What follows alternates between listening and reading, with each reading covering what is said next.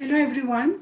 On behalf of Indian National Trust for Art and Cultural Heritage, INTACH, and the INTACH Conservation Institutes, I extend a very warm welcome to our distinguished speaker, Louise Bradley, and everyone who has joined us for today's talk in the Conservation Insights 20 lecture series.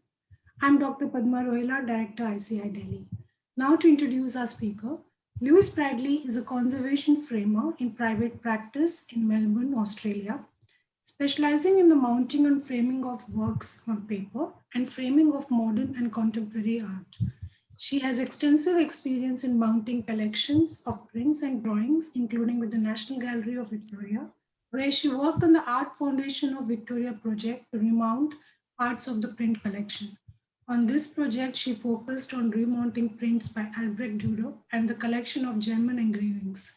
She is the convener of the AICCM, Australian Institute of the Conservation of Cultural Material, Conservation Framers Special Interest Group, and contributes regularly to AICCM symposia. Some of her presentations include A Fragile Connection, the artist's frame for a work on paper, and experiments in gilding on a foundation of microcrystalline wax.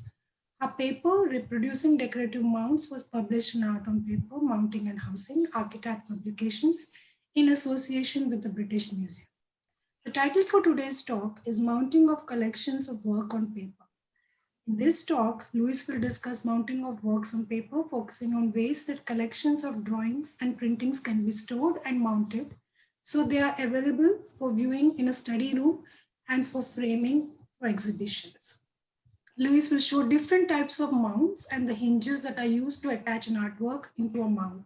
She'll also discuss mounting of photographs and will touch on some methods used to display unframed contemporary art.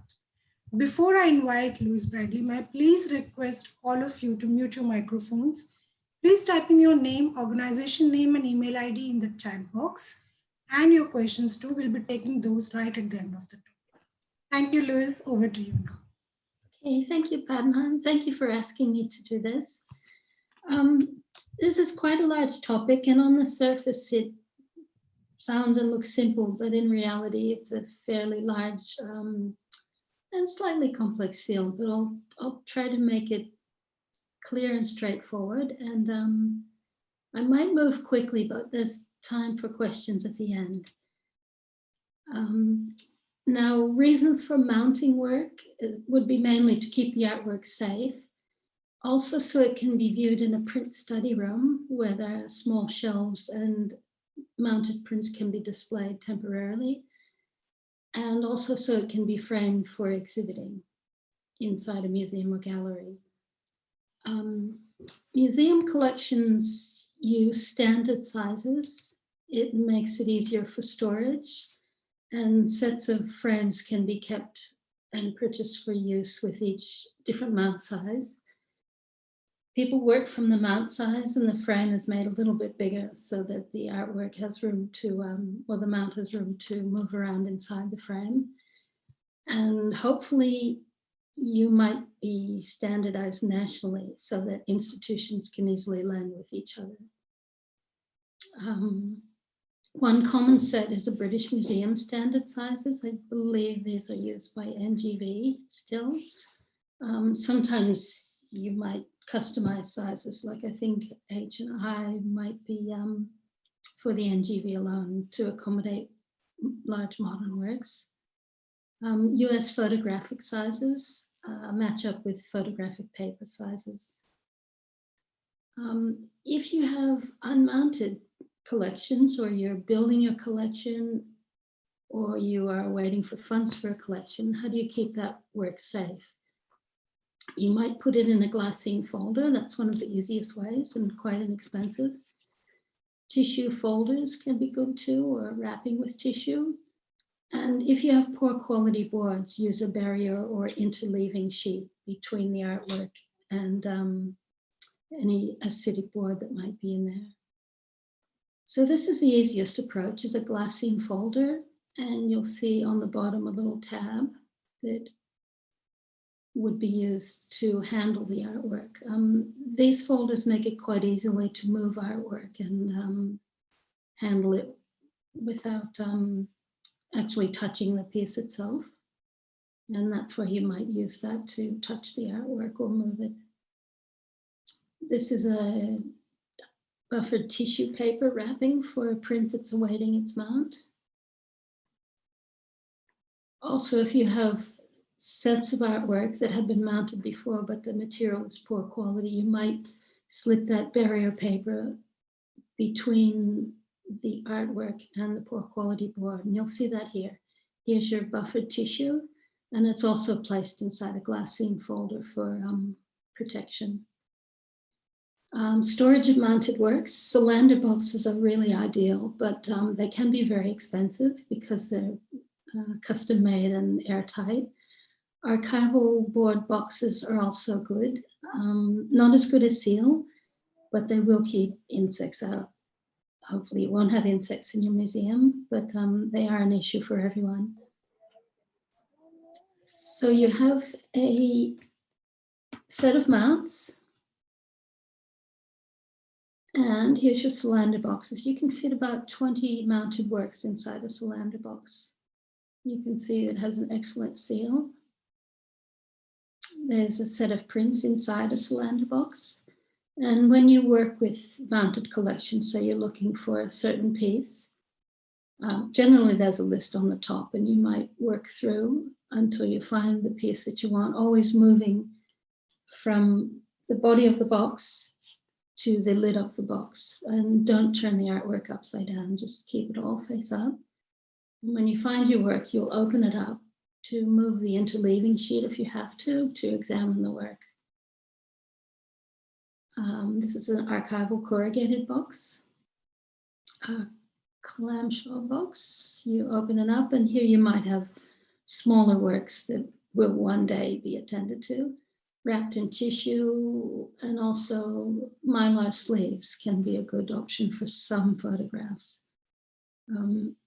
Be careful with mylar because it does have a static cling and can attract dust that might abrade certain artworks. Materials for mounting. A lot of museums will only use rising museum ragboard. It's 100% cotton ragboard with neutral pH. It's buffered with calcium carbonate. They also make photo mount board that is neutral pH but not buffered, so for use with some photographic processes and textiles where alkalinity has to be avoided, silks especially. You'll often find artworks painted on silk, and you might use an unbuffered board with those. This is your range of the rising board. There are other companies who make mount boards, but I have here the rising. You'll see they range from white to a selection of fairly neutral creams down to light grays and one acid-free black cotton board. They're made in various thicknesses. 1-ply is not so good for mounts, but has other purposes. 2-ply occasionally for mounts if you have a very big collection of tiny prints. But 4-ply is the one that you would probably normally use here. And 8-ply for larger artworks or thicker works. And the boards are made in most colors and most sizes, most thicknesses, but as you get up to the larger boards, you'll find that the whites are the ones that are made at that size. Made in USA, and I'm sure you can Google it if you don't have a source for it where you are. Keep in mind that mount board has a grain, and you can specify the grain direction you want. Or just cut it from the board considering the grain. And ideally you want it to be vertically oriented because it helps to support the mount if it's on display on a print room shelf without a frame. So this is your grain direction. You ideally keep it vertical. With small works, it's not as important because it's fairly sturdy board. But in the ideal world, you try to do that. With vertical grain on the mount and the backing board. Also essential is an interleaving sheet, preferably translucent, and that's placed over the artwork in the mount. but also considering that, will it be safe? You know, if you had a pastel, you might not put the interleaving sheet right on top. Glassine's ideal, mylar occasionally, but consider that static charge. Tissue and light impressions unbuffered photosafe tissue is really great for photographs. So here's your glassine folders and those little holding tabs that I make up. And this is light impressions tissue, which is watermarked so that you know when it's really necessary to be safe with your photographic collection that you are using this unbuffered tissue. The mount, what is it and what is it for? It's basically a container to hold and protect an artwork on paper. A mount ideally has the window and also a backing board. Sometimes you find framed artworks that don't have a backing board, but that's not really great because this mount doesn't provide enough support. What you want to do is hang your artwork on that sturdy backing board. And it should really be 4-ply. Sometimes you can use 2-ply, but 4 is better. So here's a little sample mount. And you open it up. And there's your interleaving sheet on top of the artwork. Remove the sheet if you need to look at the work. And when you hinge an artwork, you, maybe not you, but a curator or a student might want to look on the back and see if there's anything there. So your hinging always has to be able to show the back of the work. Your mount can also carry information. Not always, but it should at least have the information and maybe some additional information. Sorry, it should have the accession number. And that's a number which you probably all understand, the number identifying the artwork in your collection. You might have a catalog raisonné number. Optional extras are the artist information, title, media, and date, but you may also prefer to hold those in your catalog, computer catalog, rather than on a mount. But for example, this is a fake artwork, a piece I cut out from Bulletin, I believe. So what you have here is your catalog raisonné number. It's generally written on the right-hand side under the window aperture. You might have information on the backing board, and in collections that have been established for a long time, you might have visiting scholars who do research and they're allowed to make notes on these mounts, always in pencil. And someone who's been with a museum for a long time will say, oh yes, that note was made by. So that's where you'll see these various notes here and there. But also, there's your acquisition number on the lower right-hand corner. Some institutions have it in the center or the left, but many I've seen it's lower right. If you make a mistake, it's preferable to cross it out with pencil and put the correction above rather than rubbing it out, because rubbing things out makes some people very nervous. They wonder, has someone erased something and they shouldn't have?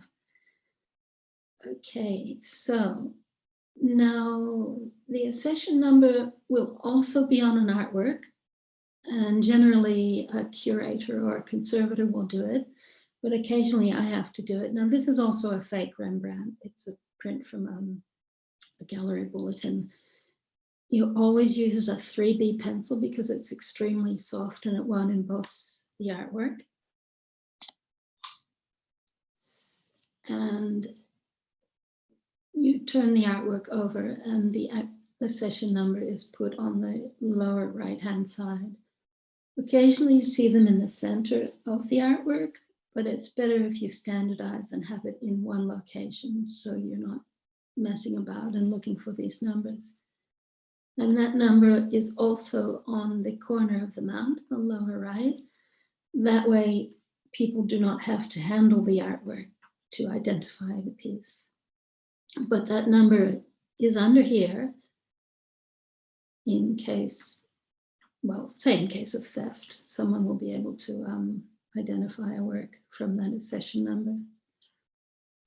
Optional again is the title, media, and date. Some collections have that, maybe a study collection, but the accession number should really be enough. Artist details. Again, back to mounts as supports for the artwork. So the grain runs vertically to support the art. And I'm going to show you a vertical or portrait mount. This artist makes wood engravings, Tim Jones, an Australian artist. So here's your vertical mount freely standing on my bench, or my study bench. When you open it up, you see the artwork hanging supported by the backing board. And I pick it up using my glassine folder. And there you can see this is the artwork and the very small amount of hinge that really doesn't impose on the artwork much. Next is a horizontal or landscape mount. This work is by Drew Parrish and Untitled Gouache. And again, the grain runs vertically so the mount can stand up strongly. There are the hinges hidden underneath that window mount, and we can access the back of the artwork. An overmount for a print. This happens to be by my brother Paul after Renoir and etching. And this is an example of a mount where the aperture sits outside of the plate mark. This is really important because you don't want to cover up the plate mark, which was actually damage it over time and flatten the paper. Open it up and you can see the print hanging on the backing. Okay, types of mount. Always consider what type of mount is best for each artwork and what sort of hinge might be best. And if in doubt, consult a conservator. Various types of mount. Here's a double-sided artwork mount with a cover. These are quite neat if you have works where people need to see the front and the back, or if both sides are equally important. This way you can manipulate the mount and not have to handle the art. So here are your covers. There's the one side of the artwork. Again, that one side, and here's the other side. And you can close the mount for safe storage of the artwork. Friable media, again, if you had a pastel, you might put a lid on that mount and you can rest your glassine up between this window and the lid so that the glassine doesn't contact that friable media. A sink mount is where you may have something that's quite thick or cockled, and you insert something between the window and the backing board, which provides a little extra room. Tools for mount cutting, you want to have, you can be a little bit fussy and have really beautiful rulers, really fine brushes. Try to have this Staedtler rubber for rubbing out pencil marks because they've been tested by conservators that the dust they make is not going to damage the artwork in any way. Soft pencil, and don't use pens, any near prints. Have a set of brushes that are used for paste only, and don't use them for color or pigments, and don't lend them to the painting conservators. Here's your fine dusting brush, that rubber. These matte rulers are really nice because the reflection doesn't stop you from reading them carefully. And your 3B pencil. Cutting the mount. Your aperture has a beveled edge, so you will want a tabletop mount cutter. But if you don't have the funds, or if you're an artist, the Dexter handheld mount cutters are extremely inexpensive and work fairly well. So here's your tabletop cutter that can be small ones, maybe 80 centimeters up to 1.5 meters. And they're pretty reliable and foolproof. Here's your Dexter cutter, which when used against a very sturdy straight edge, gives you quite a good result. It is a little bit temperamental, so I'd recommend it only for artists or small collections, or if you happen to work on location, it's not a bad solution. Now, you will, I should have mentioned, there are people with departments with good funds and they might have computerized mount cutters, which is great, but most of us don't have that. So what we do is you prepare your board by marking out your lines in pencil, then you cut your mount. But it's really, really important that you rub out those pencil lines because they can transfer onto the artwork. And this is an example of, back here is a photograph, and this mount, someone forgot to rub out the pencil lines and it had been resting on this photograph. And that's the result, is that the pencil transferred onto the artwork. And you would really need, or hopefully need, to have a conservator to rub that off. It's not something that I would want to do. I would be afraid that I might not be gentle enough to remove it completely. So try to avoid those issues. Yeah, just rub your lines out, and also never use pen for those lines. That's the worst thing you can do. I also soften the edge that contacts the art because it is quite sharp after you cut it. It's just another way of preventing any damage to the artwork. So use a bone folder and just run it briefly along that edge to soften it. I personally like to soften the front as well. I think it looks quite pretty. So again, you can run the bone folder along that edge to push down that board. It also means that, as people should be careful, but occasionally you have people looking at collections who aren't that careful. And if you knock something into that, you can pull up these edges. So by softening it, you prevent that from happening. So there's your soft edge.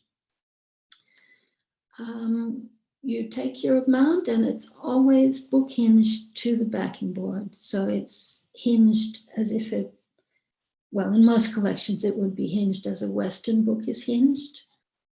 So that means it opens from left to right. So you use gum linen tape. You can use Tyvek tape or gummed paper tape in low use collection mounts because the paper tape will tear more readily than the linen tape will. So here's the linen tape. Tyvek tape is pressure sensitive. You might decide to use that because it would mean you don't need water in your workshop. And here's the gummed paper tape. And gummed means that you need to moisten it. Well, also that with the linen tape, you need to moisten them to paste it here to hold the window to the backing board. Now there's your tape wetter in case you don't want to use a sponge. These are really old-fashioned tools, which are a little bit difficult to get now, but quite useful if you do a lot of mounts. On to hinging. Japanese tissue with starch paste adhesive is really the ideal hinge material. It can be removed preferably by conservators, and it is also less likely to damage the artwork, but you do have to apply the hinges carefully and dry them carefully to avoid cockling the artwork. Avoid using pressure sensitive tapes. The adhesive can bond really strongly to the paper, and it can be difficult to remove in time. Gummed paper tape can be okay, but some conservators say they are also difficult to remove and they can quickly damage delicate papers because the adhesive is still rather strong.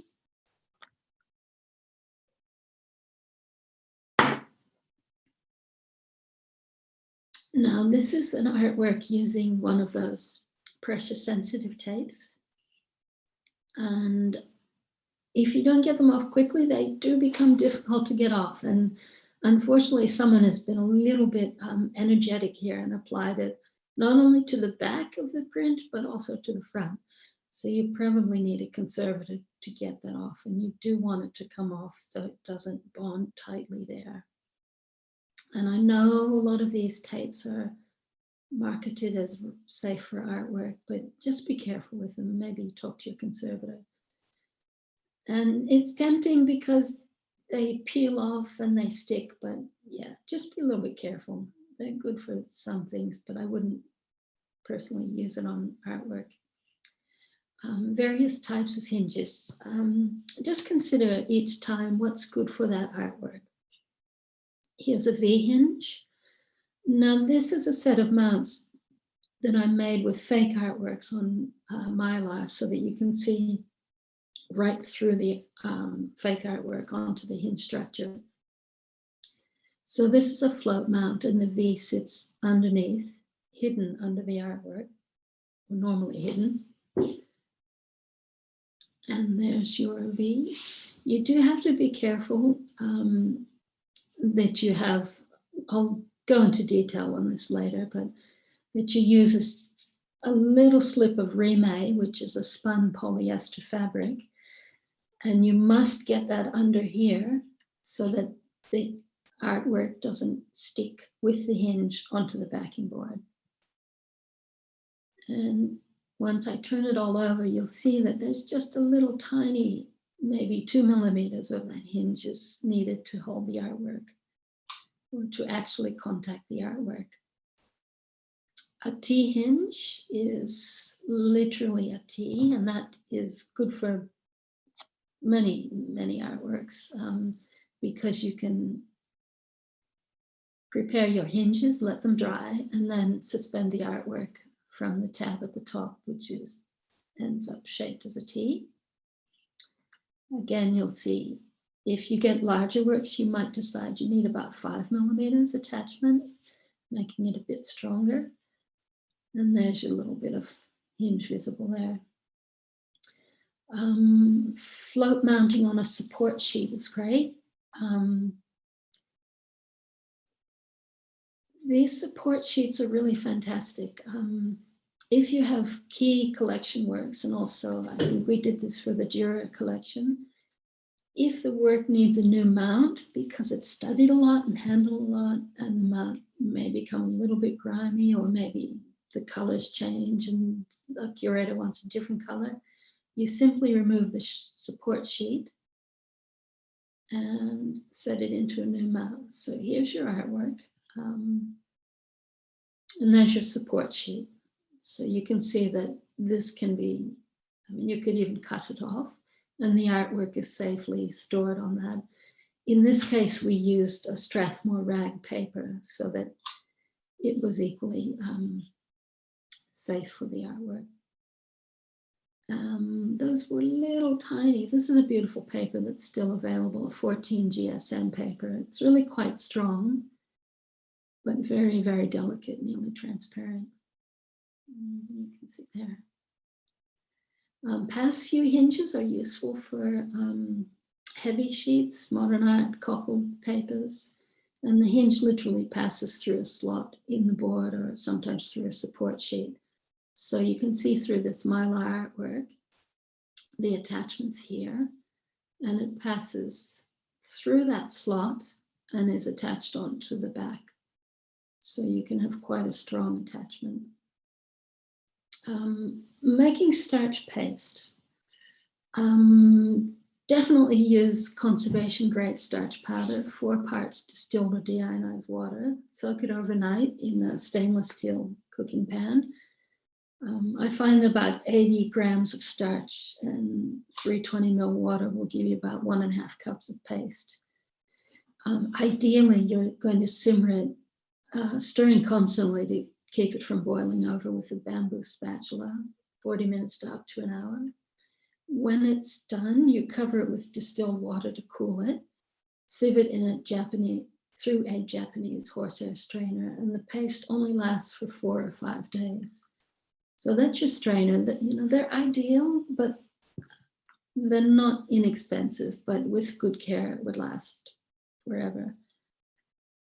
An alternative method makes only about 2 tablespoons of paste, and it's really good for smaller workshops because you have less waste. Only 1 tablespoon of starch and around a 1 liter Pyrex cup with 4 tablespoons of distilled or deionized water. Again, soak it overnight You cook it in 20 to 30-second blasts in a microwave, but repeat it 8 to 10 times, stirring with a thick Teflon spatula between each cooking period. Again, cover it with distilled or deionized water, cool it and sieve it. And I find you do need about a 1 liter cup, because as you microwave it, it will creep up the side as it boils, and you simply scrape it down with the Teflon spatula and stir it well between each cook.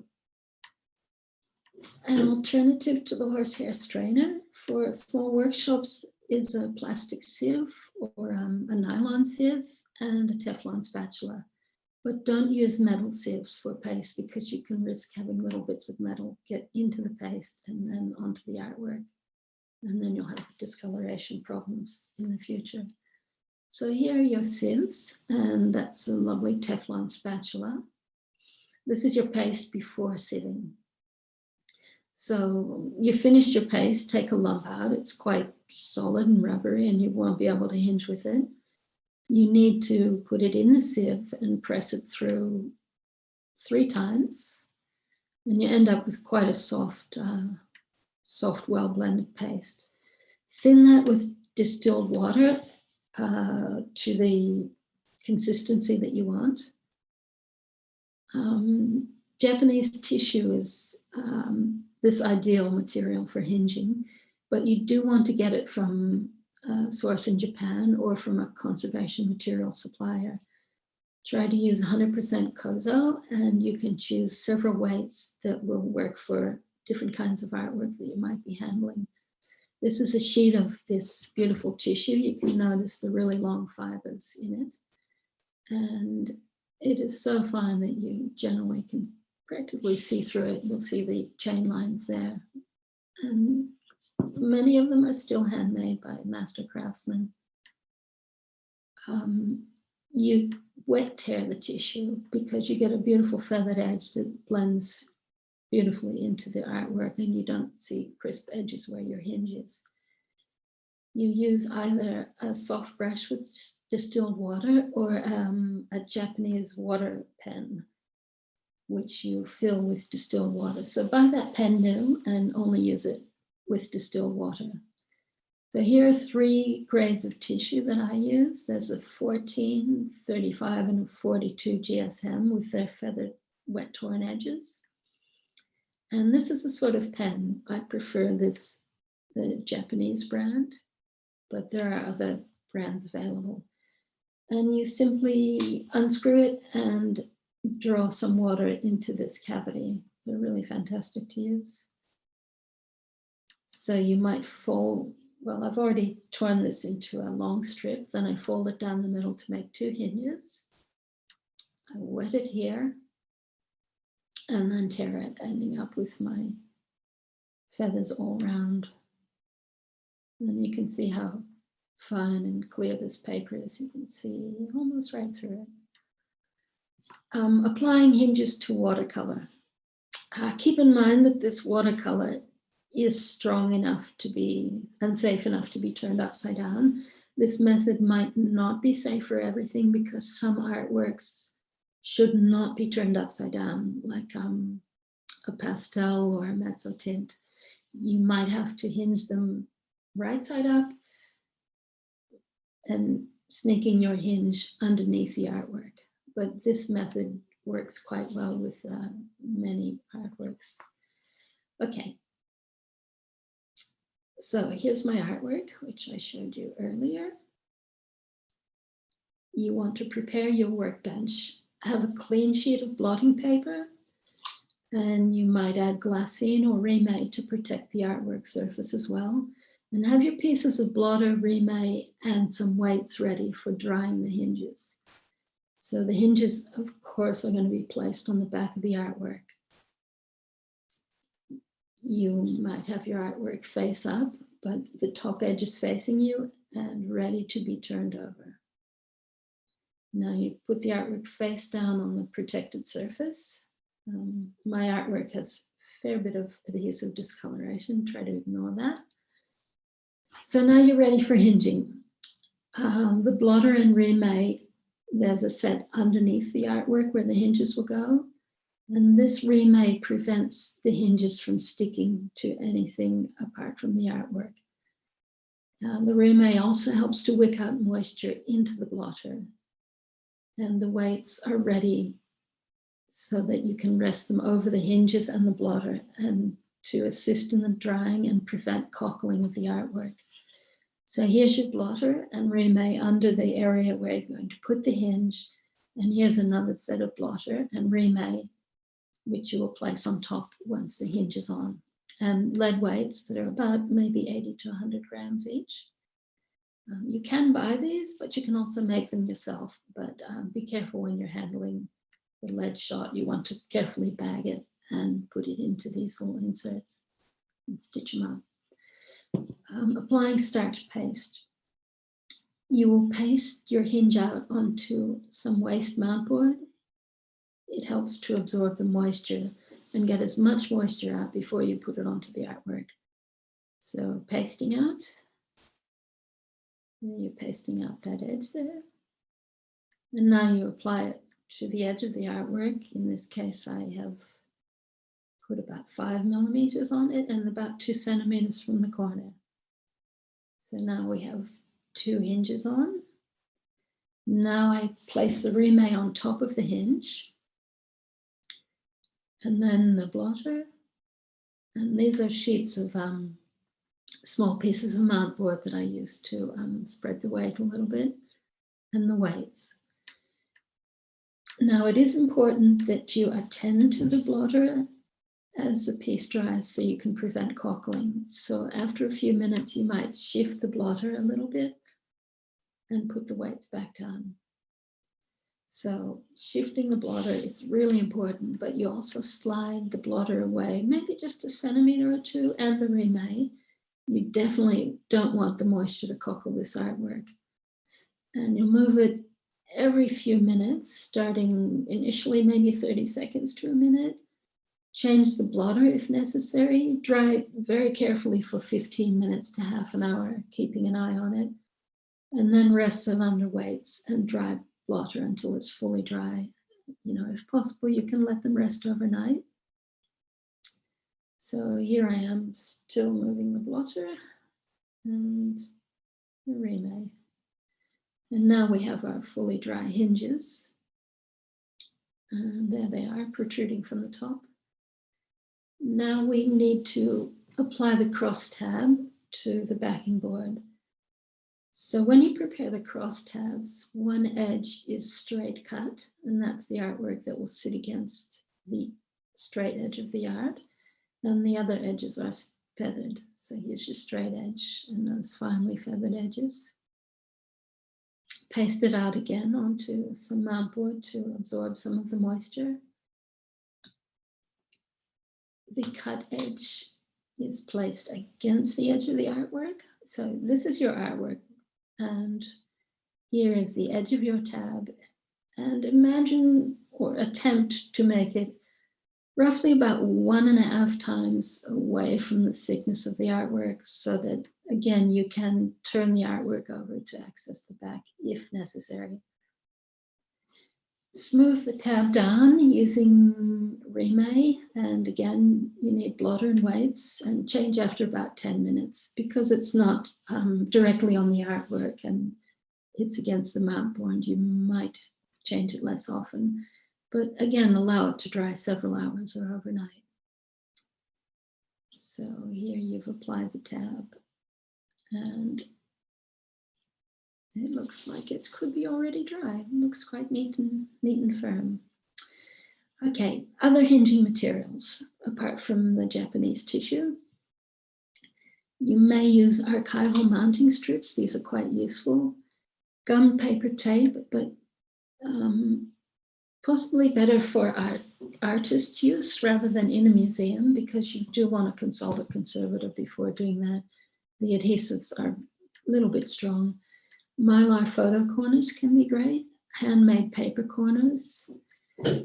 And also handmade paper corners using the unbuffered tissue if that's an important issue for a certain artwork. So there's a variety of those, all made by Linoco, which is quite a reputable company. There's your gummed paper tape. Again, can be used as the book hinge for mount to backing, other purposes as well. It's quite useful. But these mounting strips are nice because you can, it sort of creates like a mini pocket, and you don't need any adhesive or any attachment to the artwork. So this is a miniature cut out from, again, a gallery magazine.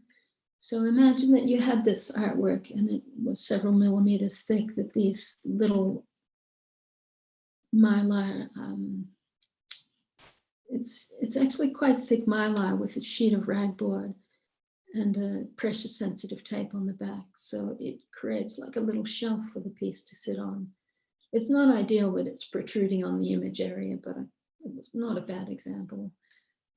Again, very good if, say, someone's lending something and they say, I do not want you to stick anything on my art.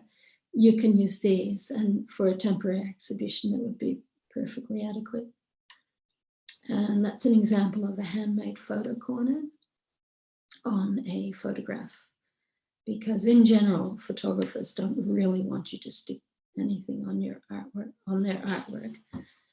Occasionally hinging is necessary, but photo corners are nicer, I think. And exhibition time. So standard sizes make it very easy for the artworks to be, or to plan an exhibition. You know, we know what frames are going to be used. And oops, I lost my little.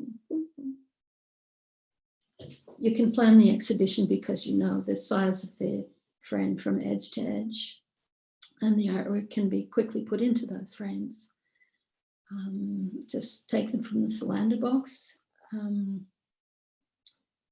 And everything is usually inside that frame already, quality backing board, UV acrylic, occasionally UV filtering glass if artworks are not traveling.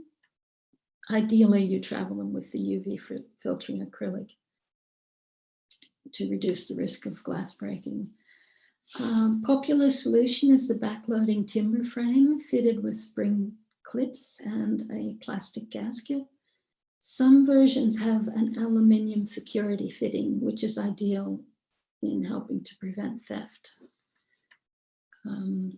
So this is a common profile for one of these frames, but you'll see that they're designed to fit the acrylic, a 4-ply mount, a 4-ply back, and foam core. So it doesn't give you much leeway if you want to use a thicker mount or maybe a sink mount. There's too much material to squeeze in before you need to fit the spring clips at the back. So here's your artwork in a standard size backloading frame and the back fittings there.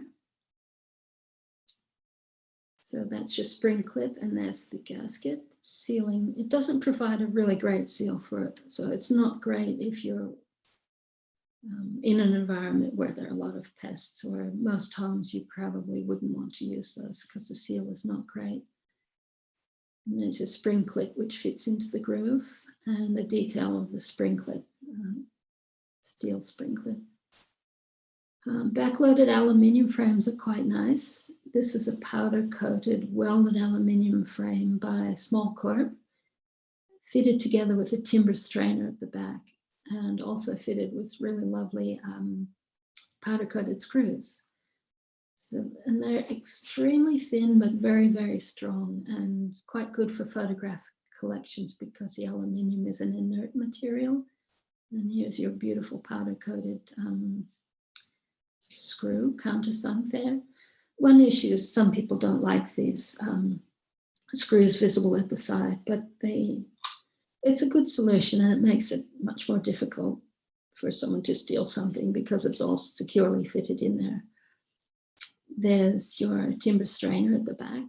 Most museums wouldn't use a wire, so keep that in mind, that your D-rings will be vertical. And another view of the strainer at the side. So when you fit your mount into a frame, always clean the glazing somewhere else. Don't have the artwork anywhere nearby to avoid accidents. Rest your mount on the frame backing, and always keep the artwork and the mount flat. And then you rest the glazing on the top. You don't want to take your artwork and drop it upside down onto the glazing. I've seen people do that, and it's really dangerous because your artwork could jump out and be folded flat. So always keep the artwork flat and bring the glazing on top. And here's your mount with your backing, which will provide support as you need to carry your artwork around the workshop, perhaps. Now, you may have the issue of permanently framed work on paper in your collection. And consider that an artwork might be in an original frame. Preserve that where possible. But you may need to occasionally check the materials inside the frame and remount something in an archival mount board if necessary, if it's quite acidic or it's degraded over time. You may need to change the frame backing, but always preserve any labels or inscriptions from those original backing boards. So here you might, this is a cross section of what might be an original or a permanently framed artwork. So you'll see a frame, your mount, your hinges are visible here, and your sturdy backing board, the glazing, hinging, viewing to the back of the frame. And on the verso, here are your vertical D-rings for museum framing because it's much more stable than a wire on the back of a frame. Also consider artist frames and the artist's framing intent. You might want to survey your collection artists who are still alive on their framing choices because they may have really strong opinions, and you may also want to preserve artist-made frames. And in Australia, quite a lot of artists, especially in the, let's say, 20s through to the 50s, made their own frames for many reasons. This is one artist, what I believe is an artist-made frame, because this artist, Danila Vasiliev, taught school children, and one of his classes was how to frame their own artwork and make frames. And just the appearance of this artwork from the collection at the Museum of Modern Art at Heidi, it makes me feel that it probably was by him. But you'll see that it's a little bit rugged, looks handmade, maybe doesn't quite fit into the museum aesthetic, but it's still a delightful and charming thing. And when you look inside it, you can feel the hand of the artist who's worked very hard to structure this piece. Decorated mounts, occasionally you'll find, if it is part of the original framing intent, you might want to preserve that. Occasionally they will be very badly deteriorated or made from poor quality materials. So you may consider, if it cannot be treated and preserved, you might want to reproduce it and store the original. And here are some types of decorated mounts that I've seen over the years and had to copy. Things like this can be an important part of an artwork. An optional extra, if you happen to have the funding, is to record the watermarks if your budget allows. You might want to work with your conservation department to record those. It's good to perhaps have a national watermark archive, if not for your whole country, then for your museum. Also, you might want to add this information to what is a growing international database of watermarks. Watermarks are also useful to help date artworks and authenticate them, so it's something to keep in mind. A simple watermark recording method is to use a light box or a light sheet, and make sure you have a scale so that people can read these fairly clearly. You want it to be transparent, or mylar rulers are good ones. Take a digital image, and I know some people use beta radiography to record watermarks, but a digital image will give you a start. And also measure the chain and laid lines, and maybe have a document where you can record all of this. So here's a watermark with your mylar measurement. Here's your watermark up here. And you can also record watermarks just using raking light. And it's adequate. You'll have a record of it, but also use a scale there and record the chain and light lines. So here's your raking light watermark, and you can see that it's a Wattman and the date of 1857, I think.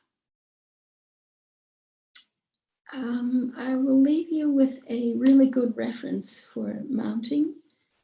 Is the book Art on Paper, Mounting and Housing, 2005 conference preprint, Archetype in association with the British Museum. And it is still available, and it's a really wonderful book with lots of articles on historical mounting materials, microclimates, mounting as preservation planning, case studies, Oriental and African artworks, and my paper on reproducing decorative mounts, which I've promised to give to Padma, so I think she'll be able to pass it on to you if you don't want to purchase this publication. So that is the book.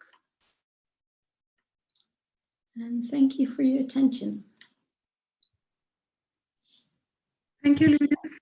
I think that was a very interesting and informative presentation today. We do have questions, so with your permission, I'll pick up those. The first question today is, drawing on transparent sheet and giving paper hinges, they're quite visible when you give paper hinges to drawings on transparent sheet. Oh, yes. Isn't it possible to use some transparent hinges instead of paper hinges? They are available in photographic materials. So if you could suggest any transparent hinges that can be used for hinging drawings on transparent sheets. Fully transparent or maybe translucent. I do find the 14 GSM paper is quite good, but this could be a case of inventing something new. And it is possible that if the artwork is actually fully transparent, you might be able to make something out of, I think it's 10 UMS mylar, which is actually about as thin as plastic food wrap. But you would need something like a different adhesive. You might need something like, I've forgotten what it is, maybe one of the Archival PVAs or Clucell or something. That might also be a case where you could use just the feathered edges of 14 GSM paper and pass them through a backing sheet and just attach the edges to the artwork. I don't know. Yeah, I'll think about that, but it's possible that the 10 UMS mylar is often used for wrapping canvases to protect them, especially from bubble wrap.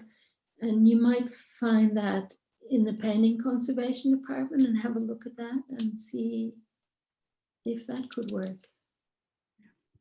Little experimentation required. I think so. Yeah. And come up with a solution, I think. Yeah.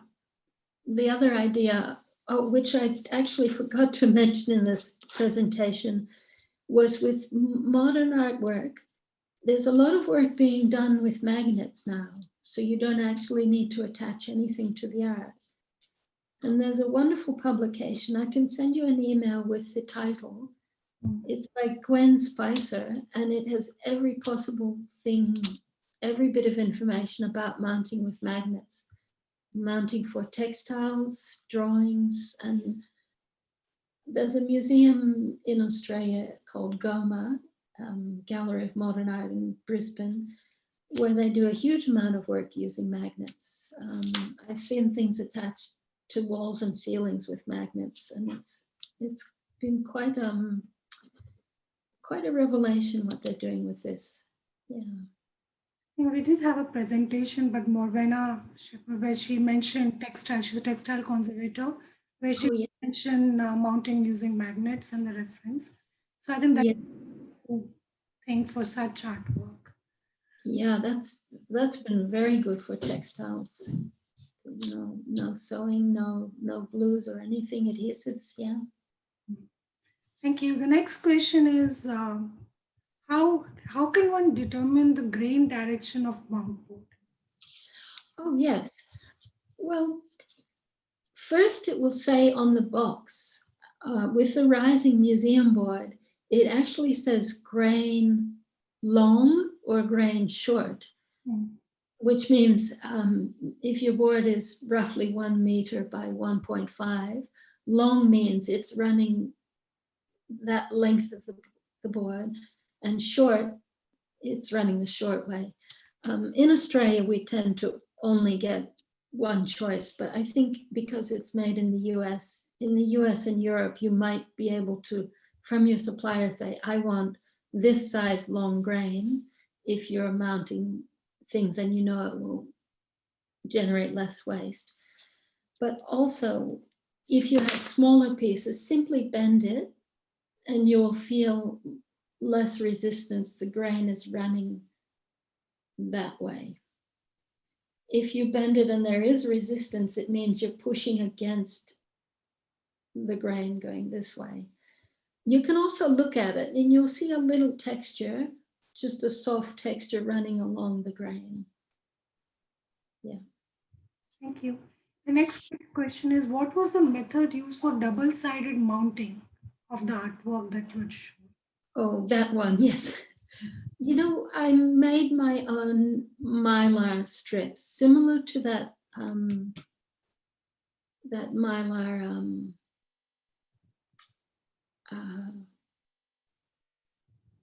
similar to those sort of mylar shelf mounts, but I made them myself by folding the mylar and attaching it to the edges of the mount. There is a very good article by someone named Hugh Phibbs who talks about, sometimes he says, ideally no one puts any paste on anything, which I think would be quite difficult. Okay, so those are the commercial mounting strips. But the thing that I used, and which Hugh Phibbs does a lot, is he makes sort of V-shaped enclosure strips of mylar.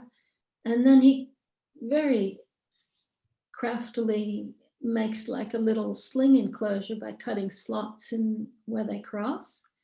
And he says you can hold many things very securely with these kind of little sort of hammocks of mylar strips. Okay, we probably will come to it soon. I'm not quite sure how to see my the screen sorter. Oh. Yeah, so basically that was 75 UMS mylar cut into strips and supporting that artwork. But what I could do is find Hugh's article and send that to you as well. Actually, if you could get Hugh Phibbs to speak, that would be really quite good because I'm he's... best. If I get his contact, we will try to get him. Oh, you do? Great. No, I said if I do get his contact somewhere, I will definitely request him. Okay. He's written widely on, here it is.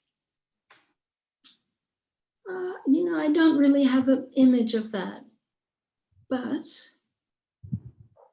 you can see where the strips cover. I mean, this isn't ideal. I wanted to show the whole thing. Again, this is a fake artwork, but you can see where the strips cross, and there's a slot here, and so that passes through, and this is really holding the weight. But it's like a little hammock of mylar strips, but constructed of these. And inside there, it would be attached probably with a tape. That's where I might have used one of those pressure sensitive tapes, not on the artwork, but to hold something else. Yeah. Thank you. The next question is if you could show the slide of the book on mounting that you had, the reference that you had shown. If you Oh, could yeah. again. So, I might see if I can yeah. find this. Also, Oh, if here you we go. send me Let's see. references Here or we go. That's how you do it. much.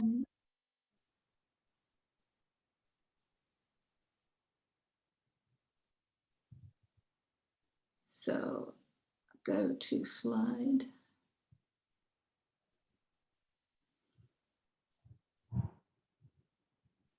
I think it only lets, I'll find it. It'll be there fairly soon. Small arrow at the bottom. Yeah. There it is. Yeah. I'm sure you can still get this, possibly even look at eBay or Archetype should it still have it. It is, oops, Archetype Publications and Art on Paper, Mounting and Housing. I didn't think to write down the ISBN, but I can send that to you tomorrow if you like. Yeah. And also the references of you that you'd mentioned, Oh, yes. and I'll just see if we can actually request him to speak, invite him as a speaker, and maybe just pass on the article if you can have a copy to the people who have registered for the talk today. I can do that. And Yeah. Yes. the next question is there a particular method of mounting that is better than the others? Would you recommend one mounting vis-a-vis the other, which is like better? All the things you mentioned. Well, the T-hinge is good because you don't have the issue of so much moisture under the artwork. You might only have 2 to 5 millimeters of moisture to dry. And then you suspend the artwork on the back, where with the V-hinge, that's where you have the hinge fully hidden under the paper. Then you have to be very careful drying because that's a lot of moisture there. And especially with really fine papers, you do have to pay attention. You can't hinge something and go and have a tea break. You have to be really attentive. Thank you. The next question is cotton or linen tape is expensive and not easily available in India. Conservator has used cotton cloth to join window cut mount to the other board by using very thin PVA glue. Oh, Just asking, was it the right thing to do or is it to be avoided? that's not a bad idea. And especially if you use a neutral pH PVA, but then it's not contacting the artwork. So I think that that's quite a nice solution, really. Yeah, the linen tape is even very expensive here. I think it's maybe 100, 150 a roll. It's a lot. I have my question. This is from my side. I had this question. How do you display or mount and display artworks of artists which are both sided? Like many times you get clients who have artwork which is like painted both ways by the artist, and it is difficult to mount, and this is just a nice mount and to enjoy both the sides. I mean, you need Yes. In fact, there is a paper in this book which was a very nice solution for double-sided display by my colleague Jordi Casaseas, who works for Melbourne University. And basically it was a mount encased in a freestanding acrylic frame. And I suppose the issue with double-sided things in a museum is generally there's a team to build a plinth. You can display it, and they build quite elaborate structures, but when they're individuals, it's tricky. Sometimes the easiest thing is a frame, and then the back is visible. And if possible, you reduce the size of the molding so that they meet face or back to back. That's a case where you might be able to use magnets to hold them together. But sometimes I've seen silicone used, and you just hope that someone is careful in taking it apart in the future. And obviously you would want to use acrylic on both sides because it's very vulnerable to damage with glass on both sides. Yeah. I think those are the questions, Louise. I think for a very nice and a very elaborate. Oh no, we do have a question. It's the question is with the double-sided mount, Yes. slide in the mylar hammocks or stick them into the one side of the cutout mat. Was it a simple slide through, or did you have to stick them onto the side of the cutout mat?